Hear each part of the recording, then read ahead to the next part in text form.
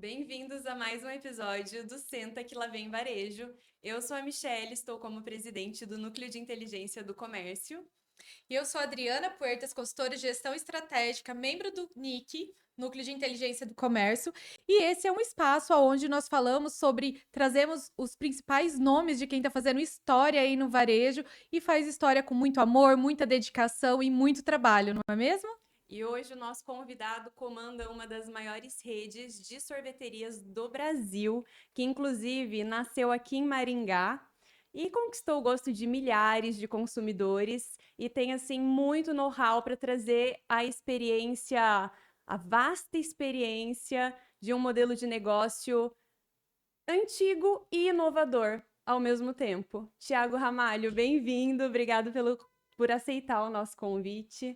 Eu que agradeço a oportunidade, agradeço o convite de poder estar com vocês, poder compartilhar um pouquinho da nossa história e realmente, né, falar um pouquinho desse modelo de negócio que é tão tradicional, mas que exigiu e exige até hoje da gente uma inovação, para poder se diferenciar nesse mercado competitivo que a gente vive hoje.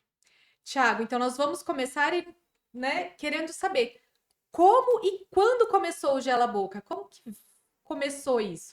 Bom, o Gela Boca ele começa em 2000, então esse ano completou 25 anos de história. Começa com os meus pais. Meu pai começou num sorvete na década de 80. Então, trabalhou numa empresa em Maringá super tradicional até o ano de 99, a Belo Quicos. Em 99 ele sai, abre a Gela Boca e eu nasci em 89. Então, eu já nasci, meu pai já tinha essa rotina de sorveteria, de indústria, de loja, minha mãe trabalhando com loja, meus avós, os tios. Então, a minha vida foi dentro de sorveteria e a sorveteria até antes mesmo dos filhos para ele. Então, em 99 ele sai, abre a Gela Boca no ano de 2000, e aí inicia então a nossa jornada aqui em Maringá e a Gela Boca, e depois toda a trajetória que a gente construiu. Nasceu atrás do balcão já, né? Literalmente. Literalmente. Literalmente no varejo, atrás do balcão, comércio, domingo, dia a dia, né? Uhum. Ainda mais a sorveteria que acaba sendo o lazer das pessoas, né? Então, E alguém tem que trabalhar, né? para a gente passear e tomar sorvete à tarde, alguém precisa estar lá, deixar a família, Exato. estar na loja para poder atender a gente e entregar essa experiência. Bom, vamos para a segunda, então. Não falo. Vamos para a segunda pergunta, então. Sorvete é paixão nacional, mas também é um setor muito competitivo. Quais foram os diferenciais que fizeram o Gela Boca se destacar? Bom, eu acho que é uma pergunta muito inteligente, porque de fato o sorvete sempre foi competitivo e nesse momento que a gente está mais competitivo ainda. Então, é um momento que a gente está precisando olhar para dentro e criar esses diferenciais para se destacar. Mas ao longo desses 25 anos, acho que o primeiro fator foi a profissionalização. Somos uma das primeiras empresas no segmento que profissionalizou a gestão e a governança. Então, tradicionalmente, quem abriu a sorveteria abria muito por uma questão de oportunidade, de não ter recurso, de não ter uma outra opção. Então, aquele sorveteiro tradicional montava a sua sorveteria com a fabriqueta no fundo, comprava o prédio, morava em cima da loja e preparava os filhos para o mercado, né? Uhum, Para ser advogado, dentista, médico, para ser uhum. um doutor estudado. E a Gela Boca, eu sou a nível nacional um dos primeiros que vem com a sucessão. Tivemos vários casos importantes, mas a gente é um dos casos mais simbólicos dessa transição que ela acontece de forma natural. Então, essa profissionalização da gestão, construção de governança, foi o principal diferencial para que a gente continuasse sempre em expansão. Uhum. Porque hoje a gente tem muita marca importante, marca fazendo trabalhos fantásticos, mas marcas mais novas. Então, superar essa sucessão, manter a tradição, tem sido desafiador no nosso segmento. Depois disso, o trabalho que a gente fez de marketing, posicionamento, a forma de se comunicar nova, a forma de propor as sorveterias novas e foco na experiência de consumo, tem sido o diferencial. Então, acho que o processo para profissionalização e a abordagem de marketing que a gente teve ao longo desses 25 anos. E como que isso foi feito? Porque é uma empresa familiar. Acredito que teve assim uma trajetória complexa e difícil de ser abordada dentro de uma família. E aí você chega e fala, não, vamos profissionalizar o negócio, ou isso começou antes mesmo de você? Para nós foi natural. Eu falo que eu tenho um privilégio de ter tido um processo da minha sucessão que ele foi natural. Então, o privilégio de ter o pai e a mãe que eu tive, Uhum, porque eles eram muito cabeça aberta, primeiro muitos novos, né? Então, eu tenho 36 hoje, meu pai tem 61. uhum, Então, imagina, eu vindo trabalhar realmente assumindo e ia cada vez mais buscando meu espaço com 20, 25 anos, meu pai ali com 50. Então, Sim. as ideias funcionavam bem, mas sempre houve muito respeito. Ele, pela minha vontade, pela minha agressividade comercialmente, pela minha juventude, pela minha vontade de fazer, e eu pela experiência e pela história que ele tinha. Então, o que a gente vê muito nas empresas familiares é esse embate, né? Uhum. Entre o filho que diz que o pai está ultrapassado e não sabe mais, e o Exatamente. filho que diz que o pai que o pai está velho e está ultrapassado, e o pai que diz que o filho é muito novo, jovem, que ele construiu tudo e que o filho não sabe de nada. Uhum. Isso para nós é muito orgânico. Primeiro que nós temos um perfil complementar. Eu com um viés muito mais para o marketing, para o comercial, para a expansão, para a loja, para o varejo. Meu pai muito mais para o produto, desenvolvimento, indústria, os processos. Então isso se complementou. Ele é um perfil muito mais conservador, né, um passo por vez, sendo sempre sonhando baixo, e eu extremamente arrojado e agressivo e de expansão acelerada. Eu falo que eu já teria quebrado o negócio sozinho faz tempo, Uhum. e ele talvez não tenha mais que 10 sorveterias. Então, esse equilíbrio entre os dois funcionou. Então, por mais que tradicionalmente, muitas vezes esse assunto ele é desgastante, ele é desafiador, para nós não foi. Uhum. Então, eu fui buscando meu espaço, atuando onde eu tinha habilidades para isso, ele foi me dando o espaço, eu respeitando a experiência que ele tinha, porque por mais que eu já estou há tantos anos, né, eu comecei com 10 anos, por mais que eu estou Meu com Deus. 25, 26 anos no varejo, meu pai está aos 26 que eu estou, mais os 20 que ele já tinha. Uhum. Então Sim. eu não vou Tem ter que a ser experiência. respeitado, né? Isso. Exatamente. E essa sinergia funcionou. Então eu vim propondo o processo de profissionalização, rebrand, mudança de marca, mudança de proposta de valor de loja, e ele sempre ponderando, mas dizendo, poxa, a gente não fez isso. Poxa, eu não passei por isso. Vamos lá e vamos fazer? Vamos tentar Uhum. junto? E aí, você como filho, tendo o apoio do teu pai, entendendo que você tem autonomia, espaço para errar dentro de um risco calculado, é muito mais fácil. E acho que é um pouco também do modelo de gestão que a gente traz para nossas equipes hoje, porque é assim que a gente sempre fez, né? Uhum. E vocês estão imensos agora, né? Imagina só, começar com uma loja ali há 25 anos Isso. atrás e onde Dívida. vocês chegaram. É que vocês nasceram mais evoluídos, então, do que a média. É, exatamente. Bom, e a terceira pergunta, ela complementa, você praticamente respondeu ela, né, Thiago? Uhum. Hoje vocês são uma rede consolidada. E como foi o processo de expansão e estruturação da marca? Então a gente pensa ali, saindo, né, de Maringá e expandindo para outras cidades e ganhando o Brasil, e até fora do Brasil, né, Thiago? Que Sim. hoje eu já vi aí nas embalagens que houveram mudanças nos últimos tempos. Sim, hoje a gente tem 50 operações no Paraguai, com uma indústria lá em Assunção. Nós estamos para inaugurar nossa primeira loja agora em Buenos Aires. A gente tinha um projeto de ter essas 50, 100 lojas de açaí no Brasil. Houve um ajuste nessa jornada. A gente ajustou a nossa estratégia nesse caminho. Então, o foco na expansão é maior. Então, a gente está abrindo Colômbia, Argentina, a primeira loja em Buenos Aires. Temos 50 lojas no Paraguai.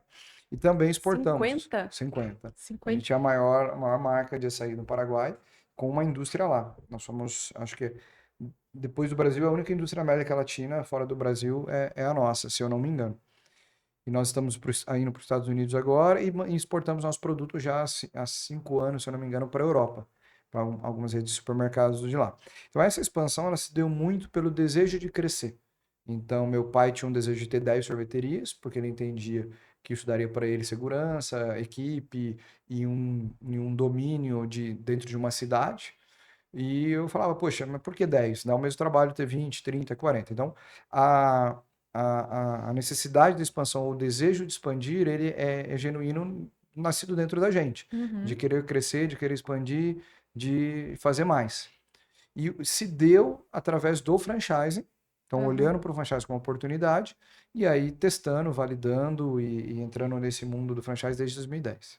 O franchise, então, que são franquias. Isso. E como que se estrutura para chegar num modelo de franquia? Quais são os controles que esse empresário ele precisa já ter em mente, que ele vai ter que ter? Porque você falou que ter 10 ou muito mais dá o mesmo trabalho. Dá. Chega Como um que foi? ponto que o trabalho, eu brinco que o trabalho é o mesmo, né? O que que acontece no franchise? A estruturação do franchise, primeiro que existe uma lei, a lei de franchise, que você precisa cumprir ela. que é o tempo do CNPJ da franqueadora, que é ter o modelo, balanço, relatório de franqueados, relatório de produtos, fornecedores homologados, ser uma circular de oferta de franquia, ter o seu contrato de franquia, que está lá inserido dentro da circular de oferta. Então, existe a estruturação para o modelo de franchise, existe o cumprimento da legislação. O que eu digo que é o by the book e o que eu acho que tem que fazer. São coisas distintas. Então, Sim.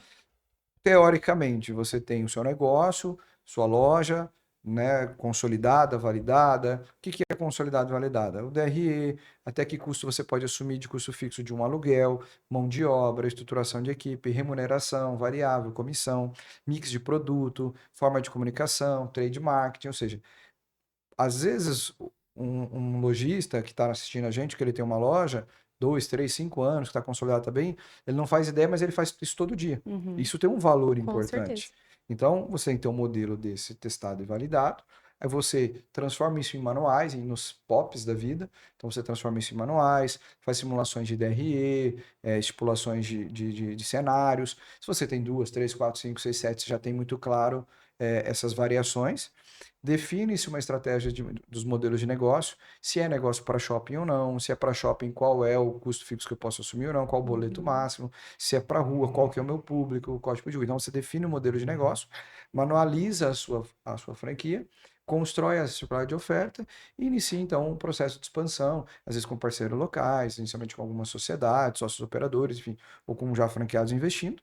E nesse investimento você começa, então, a montar uma estrutura de franchise, uma estrutura para dar o suporte para o franqueado. Então, um consultor de campo, consultor de gestão, obviamente, que ela é modulada conforme a quantidade de lojas. Na primeira, segunda, terceira loja, você que vai dar o suporte, ou você vai pôr o Sim. teu gerente da tua loja para Sim. ajudar a dar suporte, que é o treinamento para a escolha do ponto comercial, ajudar na escolha do ponto comercial, na consolidação do contrato de locação, Hoje vocês dão tudo todo isso. esse suporte Tudo. porque sempre é uma questão, né? O ponto, ele é muito importante, né, Thiago? Total. E vocês já trazem toda essa ideia. Eu acho que às vezes o franqueado, quando ele não tem isso muito bem definido, pode ser. A própria franqueadora, muita franqueadora hoje ela entrega um estudo de região. Sim. Mas se você pegar uma cidade, uma região quente, dependendo da avenida que você colocar, não vai dar certo. A região é quente, mas a avenida está errada. Aham. Seja por segurança, por fluxo de pedestres, de passantes, posição do sol. Então, hoje a gente faz tudo isso com software, mais visita em loco. Mas naquela época, pegava meu carro, ia Ia lá, lá. ficava o dia inteiro. Eu contava de manhã, contava à tarde, contava à noite, falava com o Quantas vizinho, pessoas com os passavam? comércios. Exatamente, para fazer um Uhum. potencial. Você fala com os comércios vizinhos, porque às vezes você vai numa região que em Maringá à tarde, ela tem um super fluxo. Quando você vai à noite, ela pode ser ponto de droga, prostituição, Uhum. seguro, não tem segurança, pode não ter fluxo de pedestres. Nosso negócio é lazer, domingo é uma região que não tem ninguém, centro, região de centro, você fala, não, vou ficar rico abrindo uma sorveteria aqui. Você vai domingo, não tem ninguém no centro. Exatamente. Então, isso é importante. Na época, e o que me facilitou? Porque quando meu pai foi fazendo as expansões, as primeiras lojas, que ele queria 10, Sim. eu ia com ele. Desde pequeno ele me levava junto. Então, tudo aquilo que eu fui ouvindo de o que ele olhava num ponto, ele parava na frente do comércio, ele ficava olhando, ele falava dos comércios que ele entendia que tinham hábitos de consumo que seriam parecidos com um consumidor de sorvete, o que ele olhava dentro do comércio dos vizinhos, que faria dizer se a região é próspera ou não. Então eu fazia isso, ia lá, né, muito no feeling, na experiência. Hoje não, hoje tem uma estrutura, mas então como, né, como foi esse processo? Para nós foi assim, de ir abrindo lojas e depois olhando para o franchise e estruturando de um jeito diferente, que é o que eu disse, né? O by the book faz assim. Uhum. O que eu acho que algumas vezes a gente fica procurando o ter um modelo pronto ideal. Não existe, né? Pode até existir, não vou dizer que, É. né, não Mas vou até Porque a afirmar. chegar gente lá. sempre busca melhorar com Eu uma acho que você melhoria evolui constante, né? muito. Uma O evolução. ponto é como eu te vendo a franquia, como a gente combina o jogo. Então, olha, eu tenho a minha primeira, eu não tenho os manuais, mas eu vou te auxiliar. A priori, eu vou te fazer um contrato de licenciamento de marca. Ou eu vou fazer um contrato de franquia, mas isso eu entrego bem, mas isso eu não sei. Né? Uhum. Então, a gente faz isso até hoje. Teve uma demanda de uma cidade muito pequena fora do nosso escopo. Só que o franqueado ele era dono da loja, do ponto, dono do Uhum. comércio, com energia solar, um espaço que estava parado, o mesmo gerente do comércio dele do lado ia cuidar. A gente experimentou. Tem hora que você acerta, tem hora que não. Então eu falo que o by the book é importante, mas às vezes a gente sendo muito sincero e vendendo verdade, você pode experimentar. A Gela Boca, eu não estou dizendo para as pessoas fazerem isso, mas a Gela Boca foi ter todos os seus contratos devidamente assinados, em dia organizado, depois de 2020. sendo que em 2010, 2020, a gente não teve nenhum franqueado nos executando judicialmente por falta de contrato. Uhum. Porque o jogo era combinado, era entregue o que era prometido, o que eu tinha dificuldade ou não entregaria ou ia aprender junto, era combinado o jogo. Uhum. Eu acho que isso faz a maior diferença no franchise. Ô, Thiago, você dorme? Com certeza. Nossa, gente, é muita coisa É na muita cabeça. coisa, né? E sabe Imagina, 2020.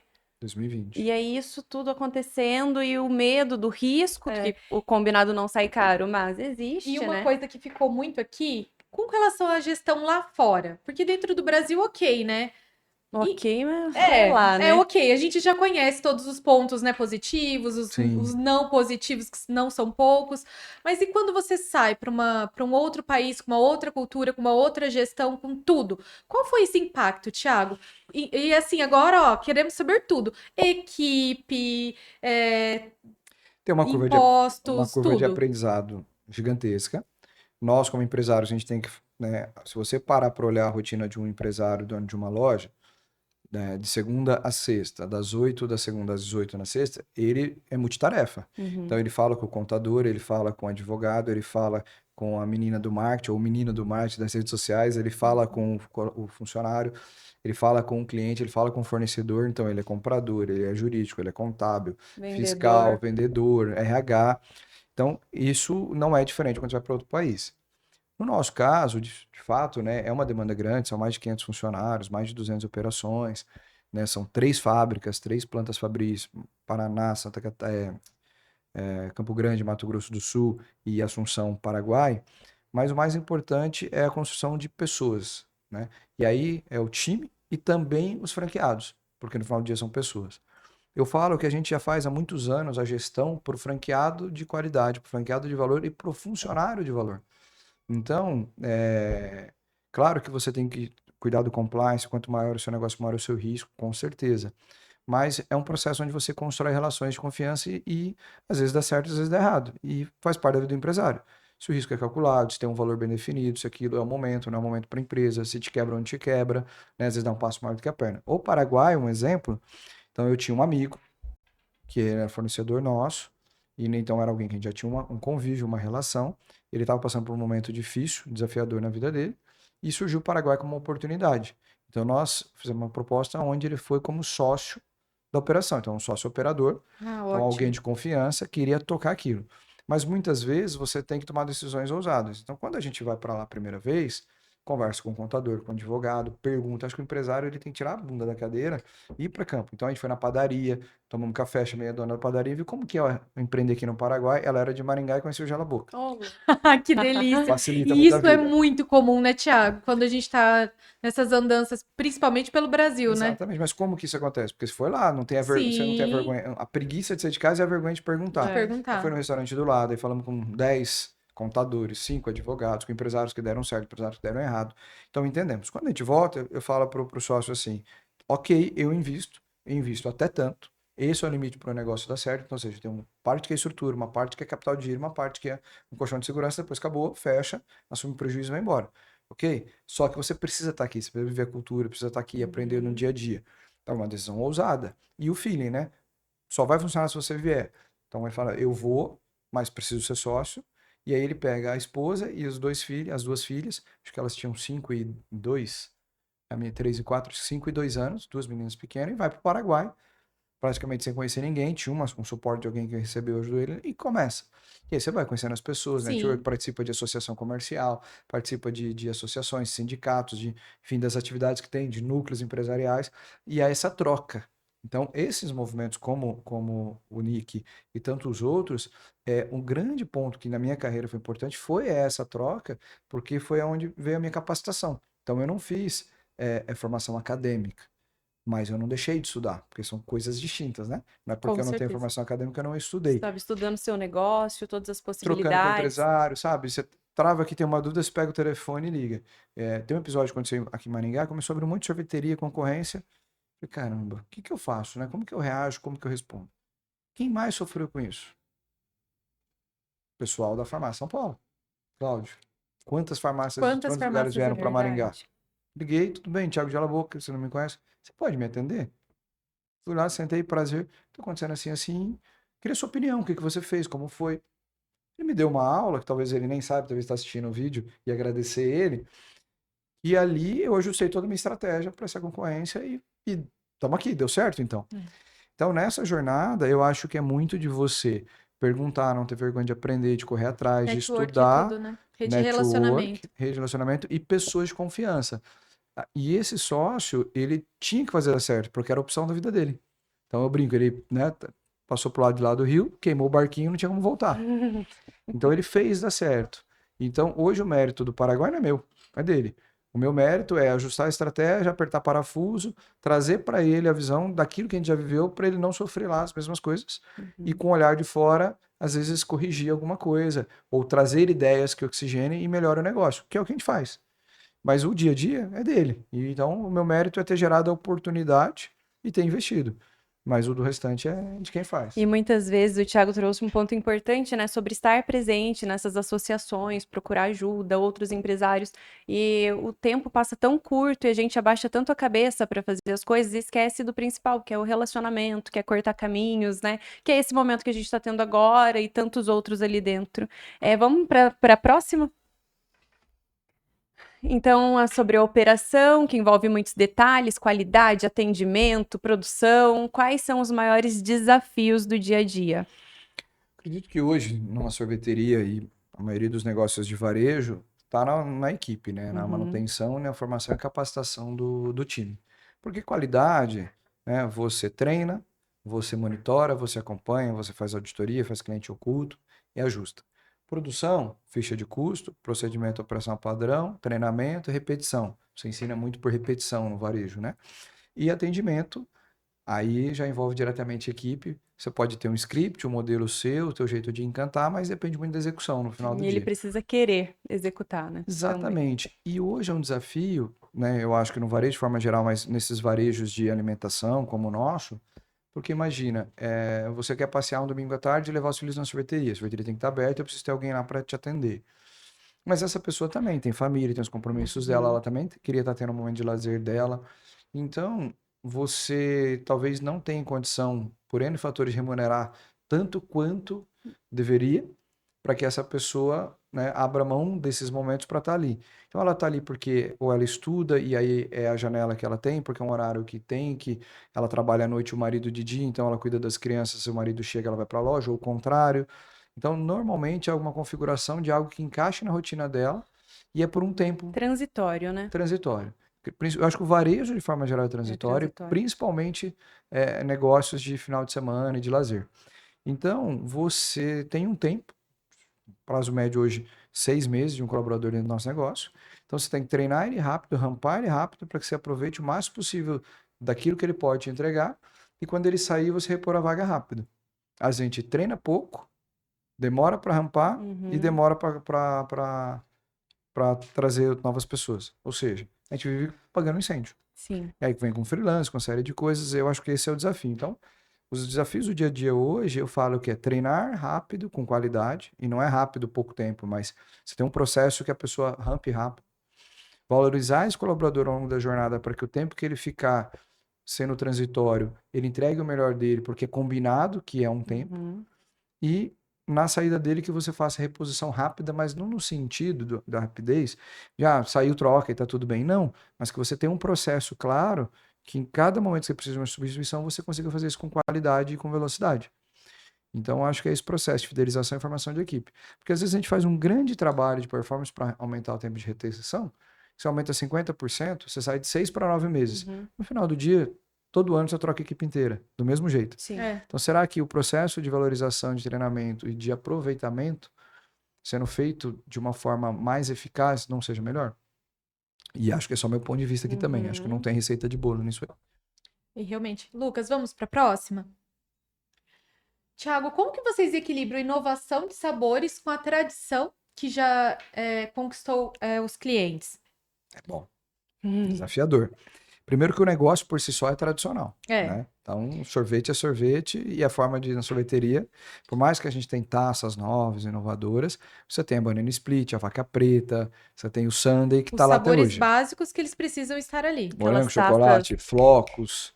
Eu acho que o primeiro ponto é você entender a tua alma aquilo que é tradicional e que as pessoas valorizam culturalmente, que é o flocos, o chocolate, o morango, valorizar e fazer isso muito bem feito, que é fazer o básico bem feito, manter o clássico e a nostalgia ali, saber comunicar, talvez dar uma cara nova, mas comunicar e manter a essência, e trazer a inovação sempre, sem que elas concorram uma com a outra, mas que elas sejam complementares.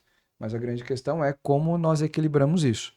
Então, como nós fazemos o processo de trazer um sabor novo e inovador, Ou uma linha nova, né? ou uma linha. Primeiro que é pesquisando com os clientes, então é participando de feiras nacionais e internacionais, comprando pesquisas de mercado, pesquisando e entrevistando os nossos clientes na loja, indo para as lojas e olhando o hábito de consumo dentro da loja e olhando o mercado de alimentação de forma geral, quais as novas tendências. Então, você olha para os indicadores, por exemplo, o que é a tua curva A? É chocolate, morango, flocos. Então, cuida disso, faz isso bem feito, porque é isso que está pagando a conta.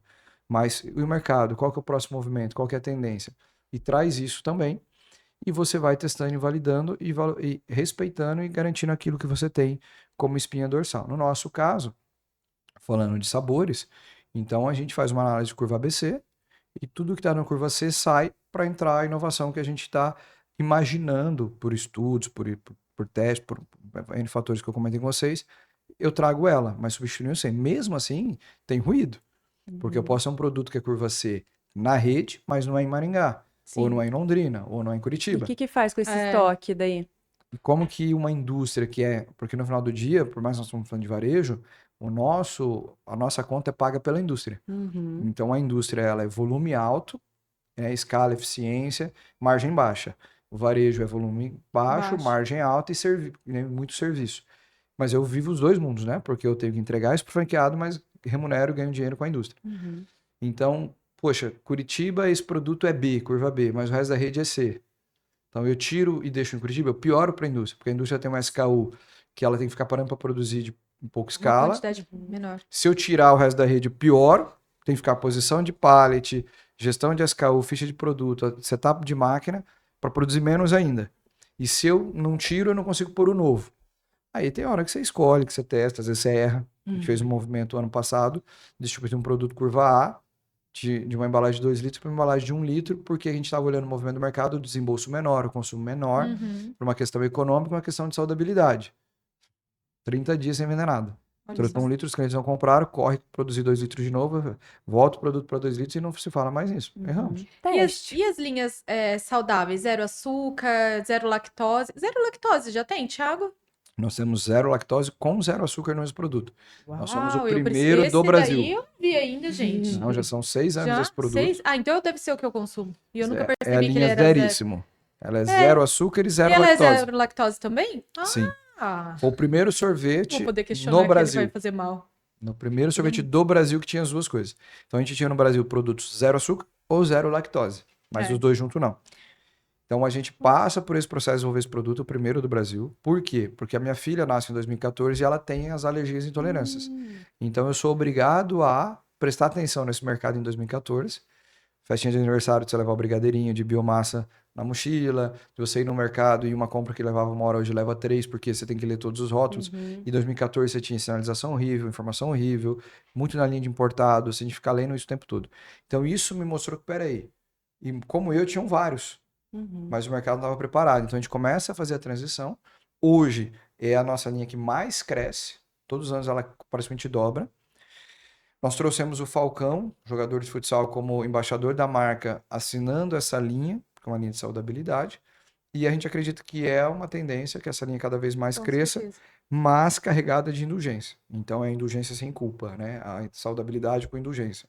E é isso que a gente apostou desde que a gente lançou a linha Zeríssimo. Então é o leitinho trufado, é o creme de avelã, iogurte grego, justamente os produtos campeões de venda, carregados de algum benefício para alimentação, dieta restritiva ou algum outro E aí, uma benefício. consumidora falando, eu sinto falta das frutas, um abacaxi, um limão, meu Deus. Então, é interessante você trazer esse ponto para nós, porque esses produtos eles foram os nossos primeiros lançamentos e não venderam. Olha só. Então, nós temos o limão e nosso limão é zero lactose. Nós temos a linha de sorbet, que aí ela é zero gordura e zero lactose, que aí é abacaxi, acerola e maracujá. São produtos de performance menor. Porque o que a gente tem percebido neste momento, mais do que a refrescância, ou mais do que o comer sem culpa da fruta, é Poxa, eu me permiti a indulgência ao final de semana, então eu quero a indulgência, Eu quero mas se eu tenho alguma coisa que eu posso, longe. então assim, eu tenho leitinho trufado, porque eu quero, e além de tudo ele é zero açúcar e zero lactose. Uhum. É a nossa aposta. Não que isso você não vai calibrando e ajustando, Sim. e lançando e trazendo. Então você valoriza pelos números a curva A, olha para o mercado, para as tendências, para as pesquisas e experimenta e testa, mas às vezes você erra. E faz parte do jogo. Faz parte do jogo, né? Bora pra próxima, Lucas.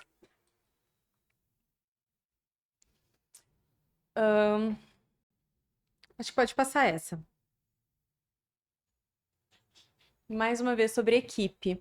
Você lidera uma equipe grande e diversa. Qual que é o teu estilo de gestão e o que considera essencial para manter o padrão na rede?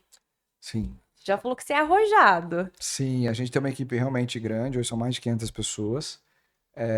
O meu estilo de gestão é descentralizado e de autonomia, então eu não gosto de microgerenciamento, eu gosto de autonomia. A questão é que o desafio é a autonomia traz muita responsabilidade e nem todo mundo sabe lidar com ela. Uhum. Então, autonomia pode virar negligência, autonomia pode virar falta de disciplina. Então, a gente fala muito sobre a cultura, sobre os valores, e temos um modelo de gestão profissional para acompanhamento, para garantir as entregas, porque o maior desafio hoje são as entregas. Então, acho que o essencial para manter o padrão de rede, que aí eu acho que dá para ser o essencial para uma liderança e o essencial para manter um padrão de rede, acho que o essencial para uma liderança é você ter verdade e coerência naquilo que você fala e naquilo que você faz. Acho que os CEOs, os líderes, os donos de negócio têm uma incoerência nesse processo. Então você tem que viver e entregar aquilo que você prega. E aí sim você tem de fato uma cultura no seu negócio. Buscar pessoas que têm alinhamento com a cultura, de fato, é ponto, né? Então é um estilo de autonomia, de gestão arrojada de acelerar e forçar o crescimento, mas também de considerar o fator humano nesse processo. Uhum. Resultado é muito importante, porque não dá para eu ligar no Bradesco, né, e ligar e falar assim, olha, então, eu tenho um boleto para pagar esse mês do financiamento que eu fiz para comprar máquina, mas eu não consegui bater as metas, eu posso pagar mês que vem? Né? Reconhece o meu O esforço, sonho. reconhece o meu trabalho. Então, às vezes fala-se muito de reconhecer o esforço e o trabalho. Sim, mas ele é atrelado diretamente ao resultado, porque Uhum. o business é atrelado ao resultado. Mas essa coisa também de, o problema do funcionário fica do portão para fora, ele não traz para dentro, isso Isso não não existe. existe. Né? Não São Não existe. fica. pessoas e é uma única, né? É. E aí começa em casa, sabe? Você começa em casa, começa perto e começa na equipe. Se eu tenho um negócio desse tamanho que não consegue gerar impacto perto das pessoas que eu tô, qual a razão dele existir? Então, o negócio precisa considerar o fator humano. Então, muitas vezes, eu procuro personalizar a entrega e a condição daquele colaborador ao perfil dele. Claro, Uhum. isso dentro que não impacte o orçamento, o resultado, o jogo combinado com ele. Mas por que não tentar entender, valorizar e Encaixar garantir que ele ele. entregue Uhum. dentro do encaixe melhor para ele? Então, é uma gestão de autonomia que cobra resultado, mas que procura muito valorizar as pessoas. Afinal Uhum. de contas, um dos objetivos que a gente tem como negócio e propósito é impactar e mudar a vida das pessoas, ao menos as que estão perto da gente. Então, esse e que eu considero essencial para a gestão é você viver né, e realizar no dia a dia aquilo que você fala, que você prega, e aí você tem cultura. E para manter padrão de rede, porque a gente está falando de pessoas, né, uma equipe grande, você tem indústria, você tem loja, como você garante esse padrão? É o que eu sempre falo. Franquear o seu negócio é a parte mais fácil. Então você contrata uma consultoria, constrói os manuais, contrata uma agência de marketing, ela constrói toda a campanha e um brand legal, um escritório de arquitetura muito bacana que vai fazer um projeto de loja lindo, e você tem o seu negócio franqueado. O grande desafio é você se franquear, é você conseguir pegar a cultura daquilo que você construiu e gerou sucesso, o seu know-how, o seu conhecimento, pôr isso no papel e nas pessoas do seu time para que Uhum. isso chegue lá no atendente que veio fazer um freelance sábado e nunca tinha ouvido falar da sua marca lá em Sinop, né? Então, o que é essencial para manter esse padrão de rede? É você ter os processos claros, simplificados e acessíveis para as pessoas que chegam. E que as pessoas que estejam envolvidas em relação com a marca tenham um alinhamento com a cultura do negócio e acreditem na cultura do seu negócio. Quando entra um cara desse, um freelancer ou uma nova pessoa para a equipe, como que é o processo? O que que eles recebem? Tem um manualzinho, um A guia? gente tem estudo online, então a gente tem uma Ah, universidade corporativa, a um UniGB, manualzinho. é, É. mas tem na cozinha. Então, existe Aham, normalmente um manual dos POPs resumidos, impressos na cozinha ou em parede ou em loja. aham. Existe um tablet na cozinha para acompanhamento de pedido e com acesso direto ao NGB, então dúvidas rápidas ele consome ali. Uhum. E São ele vídeos vídeos curtinhos. curtos e específicos. E aí existe uma trilha de desenvolvimento dentro da UNGB que o franqueado então, coloca a equipe para assistir e acompanhar. Aí Uhum, depende do franqueado, esse esforço, essa energia, esse tempo dedicado a desenvolver o time dele. Mas o uhum. conteúdo e a informação a franqueadora leva. Além dessa jornada, que é o freelance que vai começar, ó, uma horinha, faz Não dá essa nem trilha aqui de tempo. dar um Uhum, overview para que ele faça o básico, mais o acompanhamento do franqueado. E o que a gente sugere para ele num freelance? Não é chamar o freelance no sábado que ele vai trabalhar. Chamar ele durante a semana, 1, 2 dias, que uhum. tem menos movimento, que você pode dedicar tempo a ele assistir os conteúdos e a você ajustar e treinar ele. E também validar que de fato ele tem alinhamento para trabalhar no sábado. Porque você chama ele para trabalhar 2 horas depois você não gosta, ou você Uhum. termina o dia com ele porque você não tem opção. No meio do dia você paga a diária e perde. Sim. Para o colaborador que está no dia a dia, ele tem essa jornada para fazer. E nós temos lives. Então, toda quarta-feira a Jalaboca tem lives com os franqueados e algumas com os colaboradores das lojas, treinando e trazendo conhecimento para eles. Então, a gente tem os geláticos, tem as missões e os desafios. Toda última quarta-feira do mês, a gente entra com a equipe dos franqueados, eles entram online e ali a gente faz o fechamento do mês, fechamento do desafio, propõe um novo desafio e treino dá ferramentas para ele realizar aquele novo desafio. Então, ou seja, a gente coloca foco, remunera e cria competições onde a própria franqueadora, além da loja, também às vezes entrega prêmios e incentivos para gamificar e gerar esse desenvolvimento. Então Nossa, é um que fantástico. desafio de metas, de faturamento, de Produto, produto. ticket médio, PA, PMPV, Legal. upsell, ou venda de um produto específico, campanha de produto, campanha de cross, de combo. Sobre Aí a o time cria. faculdade online, uma opção também, agora trazendo para o pequeno, né, que ainda não tem esse acesso, na pandemia, para substituir muitas reuniões, eu criei um Instagram onde eu colocava todos os vídeos de treinamento lá dentro. Então, entrava uma freelancer, não dava esse tempo de treinar a pessoa. Não, senta aqui e assiste os vídeos. Vídeos de no máximo 3 minutos, 5 Perfeito. minutos máximo, né? E isso facilitou muito esse processo de contrata, traz gente nova, e até mesmo a galera que fica lá mais tempo acaba voltando ali para, Isso. né? Logicamente que pelo site deve ser tudo muito bem estruturado, muito rápido. O Instagram não tem toda essa facilidade, mas é um canal que É facilita. de graça De e graça, você consegue usar, você vai deixar ele fechado. se Então fechado, você vai só para permitir seguir para quem tem funcionários. relacionamento com você. Então você cria a rede social fechada do seu negócio a custo zero. Então Exato. é isso que eu falo, às vezes é simplificar. Você É. simplificou o processo, faz muito sentido. Porque se você pode, por exemplo, se você tiver uma rede de 4 lojas, você tem um Instagram, nós temos lá o DNA Jalaboca. Então esse é Uhum, só para a equipe. Aqui hoje a gente tem ferramentas de rede social interna, uhum, gamificação e tudo mais. A gente tem uma ferramenta de comunidade de endomarketing. Mas falando do Instagram, por exemplo, você tem 5 lojas. Então, todas as minhas lojas estão lá. Eu vou fazer um story hoje dentro do meu uhum, Instagram, fechado para o pessoal.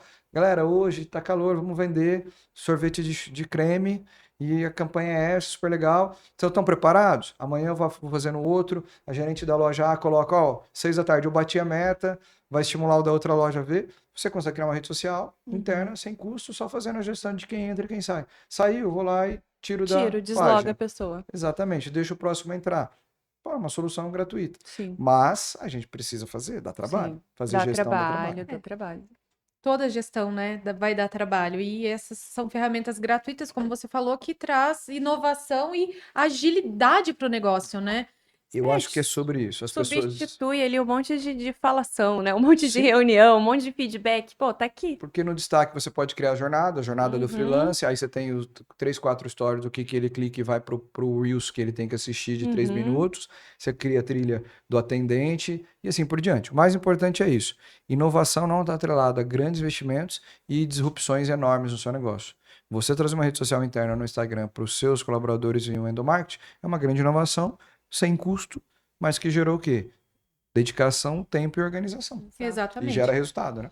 Tiago, o setor de alimentação também sofre com as mudanças de comportamento do consumidor, certo? E o que você tem observado nos últimos anos dessa mudança?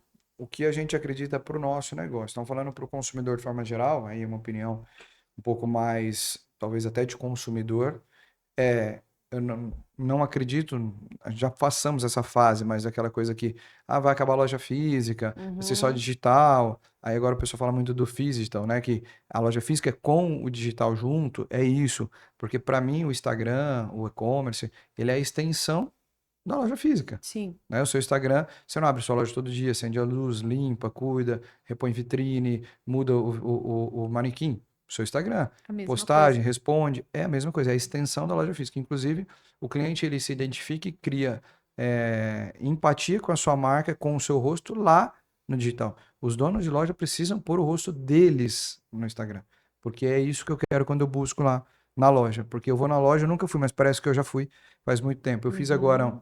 uma consulta online com um médico que a gente nunca tinha conversado, ele inteligentemente sobre conduzir, mas por eu seguir ele há 4 anos no Instagram, parecia que eu era amigo dele, eu sabia tudo, eu Uhum. sabia do É. processo de emagrecimento dele, da esposa dele, dos filhos dele, então a conversa foi muito natural, mas foi o quê? O digital.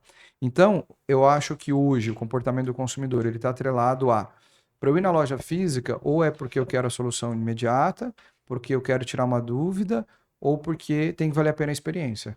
Porque se não for para ter atendimento, se não for ter experiência, se eu posso esperar, eu compro online, dá muito Uhum. menos trabalho. Ainda mais Exato. agora com o Mercado Livre com entrega full. Troca o Meu que Deus. quiser. Você compra à noite, quando você acordar, tá na Tá porta em da sua casa. casa. É. Falando do nosso segmento, a gente está passando por dois momentos interessantes, né? A gente teve os últimos meses de muita chuva, de um clima diferente, um inverno rigoroso e de muita chuva ao final de semana. Então a gente tem uma redução no consumo nos últimos meses. Mas não está claro se pode ser atrelado à economia, ao consumidor Uhum. comprando menos, ou muito atrelado ao clima no nosso caso. Nos dias de muito calor vendeu igual ou mais, então a gente acredita que não seja isso. Mas a gente também está vendo uma parte da população buscando a saudabilidade, Isso. buscando consumos menores e consumos atrelados a uma indulgência, a um merecimento.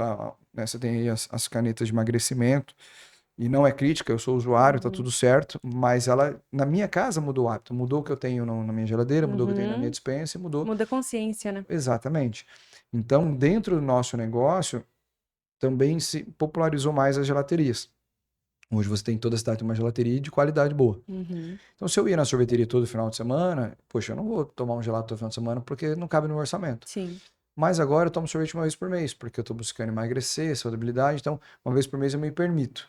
Porque eu mereço, porque eu tenho uma conquista, porque hoje eu quero, porque, poxa, malhei a semana toda, né? Malhei para comer, né? Brincadeira. Uhum. Então, eu me permito. Se eu me permito e meu consumo é menor, eu posso ir na gelateria, eu posso buscar experiências diferentes, porque aquilo no meu orçamento cabe.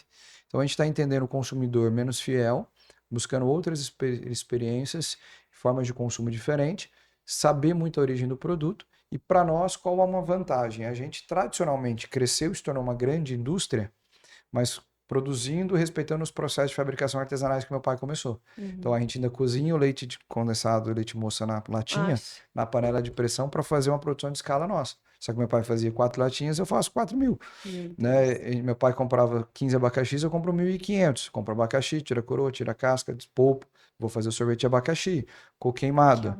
A gente pega o tacho, põe o açúcar, derrete, põe o coco, queima o coco de 4 a 6 horas para fazer o picolé de coco queimado. Que aí Nossa. esse coco que queimou batido com leite é o picolé de coco queimado.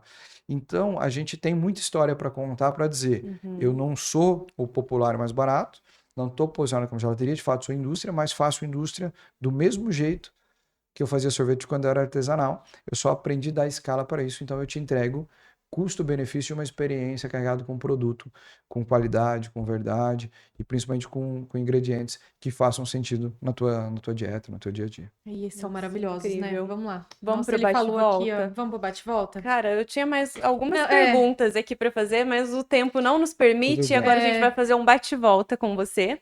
Tá bom. Casquinha tradicional ou picolé? Picolé. Flocos ou chocolate? Flocos. Sorvete no frio ou no calor? No calor. Produção interna ou terceirizada? Interno. Já criou um sabor que você mesmo não aprovou? Sim. Qual? Vários que a gente tem. Todos que for de coco, eu não consumo coco. Tá. sério? Eu não gosto de coco. Curiosidade. Olha Não só. gosto de coco. Torcicolo a vida inteira ou piolho? Torcicola a vida inteira. Jazz ou pagode? Jazz. Ó, isso aí. Gente, chegamos ao fim de mais um podcast Senta que lá vem varejo, muito rico.